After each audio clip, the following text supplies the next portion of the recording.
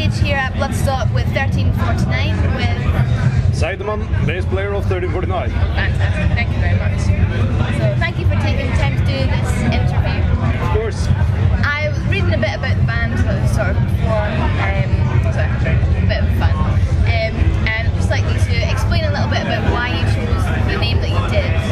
Well, the thing is, as most people interested knows by now, 1349 was the year the Black Death came to Norway, right? So 1349 has been ideologically, of course, a black metal band, but the whole Satan stuff has not been so interesting because none of us are Christians, right? So you're all equally worthless, whatever you believe in, it's okay. But so we needed something that was dark and evil, by all means, but not. I mean, there's only so many demons out there, and most of them have been taken. So it was better to choose something that would have a dark meaning to quite a lot of people in Norway, and was very unique to Norway, but will still be a good band name. And I mean, the funny thing about 1349 is that you meet people from all over the world, and they will say, for instance, in Finland, they will say, kolme satan ja kommer Turex, and I'm like, what the fuck, that's my band name, but I don't know. I mean, it's cool. Yeah. They get a personal relation to it because it's numbers, right? They can say it in their own language, although most people say 1349 even in Norway, yeah. So it's funny that way. And it's something that actually happened. It's not something that's been read in a book. It's something that actually happened to people in real life, in the past, in Norway. Yes, I mean, it's not some made up shit, it's actual history. And I mean, a lot of us are interested in history because only by knowing history you can prevent it from repeating itself indefinitely. Yeah, yeah. I read an interesting interview, it was with yourself, and we were talking about this use of Satanism in black metal and how you felt that it was odd, and I completely agree with you, that there are these rules that people start putting down as to what black metal is and what it should represent and what you need to include, and that it's more about a feeling or a perception that you're trying to get across to people rather than an ideal, if you see what I mean. Oh yes, definitely. Yeah. I mean, there's a feeling whenever, and this is when I listen to black metal and proper black metal in my way of thinking, I get this sense of the nature. I mean, you can call it ridiculous, I don't fucking care, but I get a sense of forest and mountains and snow. Just like when I listen to Tuven Throat singing, I get the sense of the mountains and the horses and the steppers, and because that's what's in the music. That's how I know the music is genuine. That's how I know it's real. And that's how I know it's made by people who care, not by people who think, yeah, let's be evil tonight and sing about Satan. It has to be genuine. Yeah. So it's more about the sort of force of nature in a way. Yeah. Because let's face it, no matter what you believe or if you don't, there's always the fact that nature is a genuine force, and nature is so much stronger than all of us. You can't fucking fuck with nature and except to get away with it. You're just a fucking monkey that falls out of trees very often. So respect nature and understand that nature is a force. And when you feel that force in the music, then you know that this is genuine. Yeah, and it's not something you can say, oh no, nature doesn't exist. It's like, you can't say that, it's right look there. Around you. Yeah. Just look around. Yeah. No, you're quite right. Yeah. Awesome. So your latest album, which was released last year, Massive Cauldron of Chaos, I have to say, is pretty incredible. Thank you. Can you talk a little bit about the inspiration behind it, what it was that you wanted to get across this particular album? Well, let's face it, the guitarist wrote most of it, so I can't really say too much about what inspired him. But as a general theme for this album, we wanted... and then I'll get a few other interviews. And then we've been listening a lot to, of course, what we always listen to, Celtic Frost and, you know, the good old. But we wanted this kind of 70s groove and feeling there because 1349 has a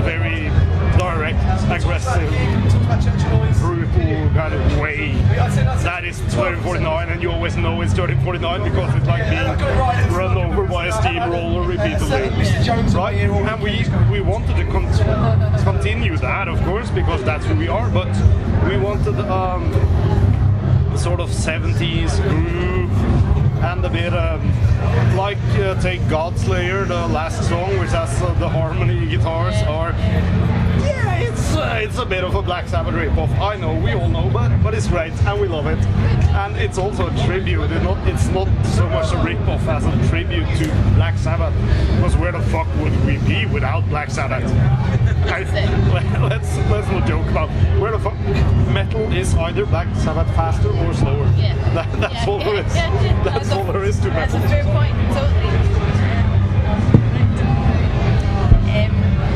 I'd be quite interested to know what you thought about the direction that black metal is going at the moment. There's quite a lot of variations on people sort of mixing things up, and you get a lot of sort of black doom, black death, black thrash, sort of lots of experimental stuff going on, lots of really cool underground sort of music, and what your perception of this is. Well, here's the sad thing that I don't really pay attention much anymore, let's face it. But for me, black metal, as long as the feeling is there, it doesn't matter if it's played on pan flutes and with congas and, you know, sung by Mexicans. I don't care. As long as the black metal feeling is there, then that is black metal. Yeah. But then again, it doesn't matter how much corpse paint you have on and how many spikes, if what you play is rubbish or doesn't have the feeling, then I don't care even how many minor scales you play, because that's not the essence of black metal, the feeling. And yeah, no one can see my gestures anyways right now, but I feel very strongly about this, the black metal feeling, because it's such a huge fucking part of me. It's why I do this. I mean, yeah, I could have had a job and a life and blah blah all that shit, but I don't. I sit there and do this. I do black metal because that feeling is so important to me. It's so much a part of me, and that's why anything that resonates within me with this feeling of black metal is right, and anything that does not resonate is rubbish. And it's just something that you instinctively know. Yeah, I know this. I mean, that's the whole Tuban throat singing stuff. That's why I love this, because that resonates so much in me with this black metal feeling and the whole. Yeah. And then there's, I mean, I must also admit that I'm a bit of an asshole, because back in 1997 I more or less said to myself that, you know what, now things are going south, and instead of let's go to the internet and whine about it, we started 1349 and we decided let's just do it ourselves properly. So yeah. And about that time I really stopped paying attention to what's going on in black or in metal in general. So it's not easy though. No. There's lots of stuff going on. And there's so many bands, and I'm sure there are plenty of great bands out there that I have missed completely because I don't pay attention anymore. But there's also, I'm 100% certain, a lot of shit out there that I'm so happy that I don't have to listen to. Yes.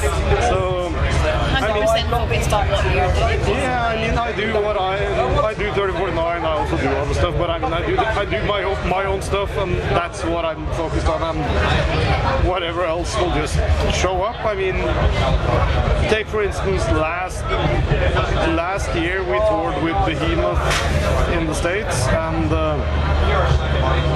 the opening act was a young band called Black Crown Initiates. And I don't know what kind of genre they are. I don't fucking care. They were wonderful guys, and their music was fucking fantastic. And I was like, this is the best fucking shit I've ever fucking heard. And And that's the kind of new stuff I listen to now. Has been that, and where I live in Far out in the boondocks, there's some kids who has a band called Disintegration, and they just released a EP now. That's fucking killer, and I fucking love it. So of course I'm gonna promote them because it's fucking great, and they're good fucking kids. Fuck yeah. So. But I'm not really paying attention. But those bands touched something in me, and then I heartily recommend them to anyone. Yeah, right. Sort of touched a little bit on. I'm really interested in your views about black metal, and I believe there is a lot of unnecessary elitism in the black metal at the moment. You know, like we were saying about people making rules and all this, and which isn't needed. And it's contrary to the spirit of black metal to make rules. Yes. If you say black metal must sound like Darkthrone around 1993, you know what?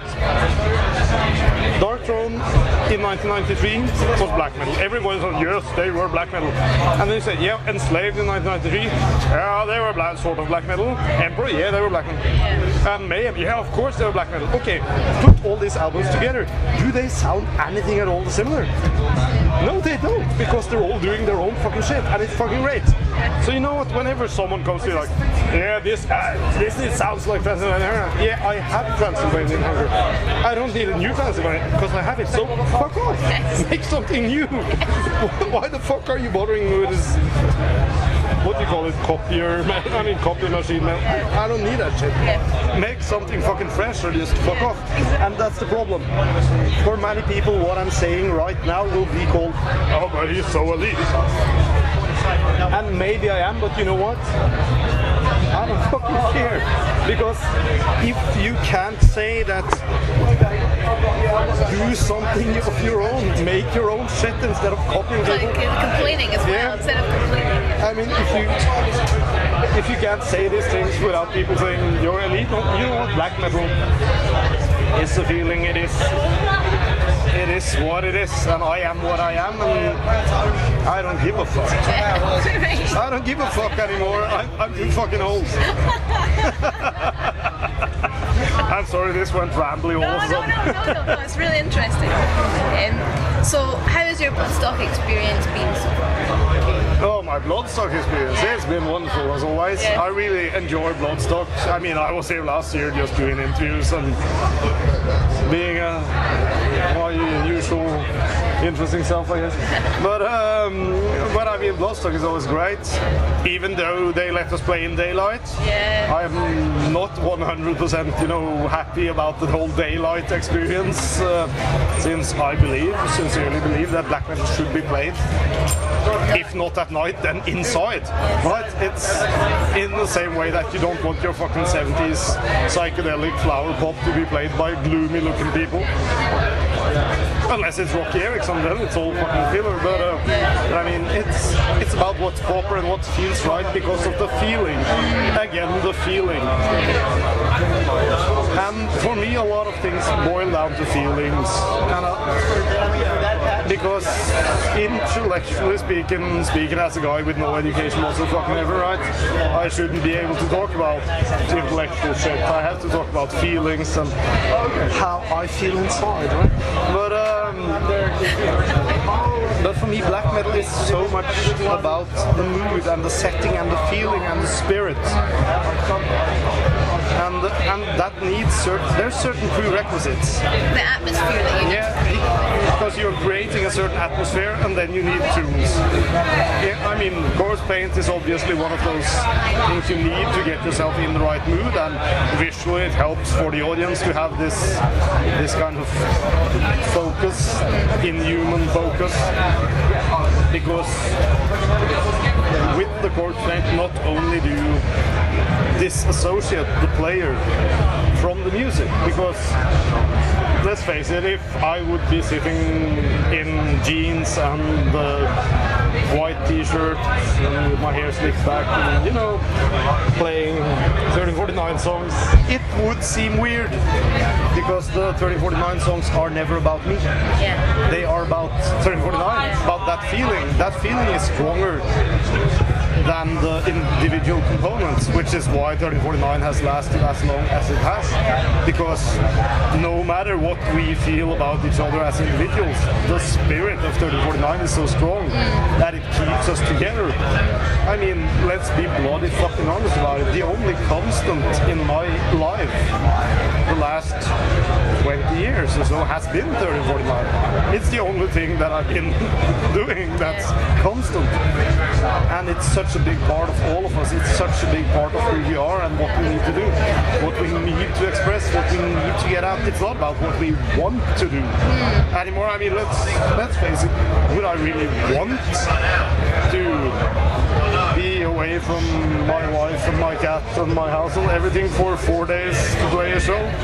I'm not sure, but do I need to be? Yeah, of course. There's no questions. There's no questions asked anymore about anything because but this is what I need to do. Yeah. This is. There's something that drives us to do 1349, to express this inner, with a chance of being fucking cliche, but this inner fucking darkness, this beast within. Yeah, and letting it be its own entity as well. Oh yes, definitely. Yeah. And I very much look at it like a painter. I do painting, and it's almost like you're creating this thing that stands on its own. The musicians aren't really a part of it. Like the artist isn't a part of it at all. No, we're not important. Yeah. The music is the important stuff. I mean, I talked to Paul Ryan, the guitarist of Origin, when we were touring with a fantastic band, by the way. But they are, of course, a totally different beast than us. So technically speaking, they are ridiculous. But it's so aggressive and it's so dark. And I spoke to him at length about it while we were touring, and he told me that, well, this is what he does, and most of his friends are in jail or dead or something, you know. But this is what kept him afloat. And in so many ways I can really identify with that, because I sincerely believe that if I did not have 1349 in my life, I wouldn't be fucking here sitting here talking to you. I would be in jail or most likely dead, because I'm not a fucking happy camper. You need to express. This extreme darkness within must be let out somewhere, and I believe that because I have an outlet, I can be a relaxed and kind person most of the time because I have this outlet. Yeah. Without this outlet, who the fuck knows? You would find another way of doing it. Exactly. Hurt people. Yeah, totally. So, is there anything that we should look out for you guys in the future? Anything exciting? Any big shows? Well, there's lots of excitement always with 1349. I mean, we're doing festivals this autumn. We might do another tour if we get the right package together. There's of course the Black Ale and the Pale Ale, which should be coming to your stores pretty soon, which is very exciting, especially when you're the Black Ale. I would advise a lot of volume on Massive Color Chaos and the bottle, and you'll experience it like we do. It's very nice. Apart from that, I can't really say much. There's always tours. We're always trying to kind of plug the album, play as much as we can, do the rounds in Europe and the US, and eventually we will have to write a new one, right? Follow up. But for right now, all I can say is that we're gonna do festivals, some shows. We're gonna do a 10-year anniversary show for Hellfire in Norway, where we will play, the entire album, starting from Hellfire and then all the way to actual Hellfire, the song. So. To celebrate, because it's been, which is always weird for me, it's been 10 years since Hellfire, right? What the fuck happened? It's crazy. So finally, is there anything you would like to say to your fans and people that haven't yet heard of you or listened to you but should do? All right, well, here's the thing, to all of the fans, I would like you all to get it out of my head, because I don't understand how you got in there, but I'm extremely grateful that you exist and that you allow us to actually, come here and play and go out there and do this that we do, and you allow us to. You enable us. You are our enablers after all, and we are immensely grateful for that. And for the people who haven't heard us and should, to them I can only say, well, start off easy. Start off with Massive Core of Chaos, and then when you've heard that a couple of times, then you can start, backpedaling and check out the other stuff. Because I promise you, there are plenty of good stuff in the back catalog as well. Especially, I have this super soft spot for Beyond the Apocalypse. I have this immense soft spot there. I've always had. I don't know why. I mean, it's not the first album. It's not the first album that people lift up and say, this is fucking awesome. But that could also be, let's face it, because Singer of Strange Songs is very personal to me. When I wrote that whole song, and the whole spirit of that album is so much 3049 and so much me, but I really love that album, and I think it will give people a lot. The production is what it is, because let's face it, we were like Dark Throne in the 90s. The production is what it is because black metal wasn't back then really huge in Norway. It still isn't, and most people couldn't really afford, fancy studios, and Cubase studios at home didn't really exist. So most of us would just have to do with a cassette player in the basement, and that's why it sounds like it does. Fantastic. Thank you very much. Thank you, and I finally heard your Scottish accent. It's awesome. Hey.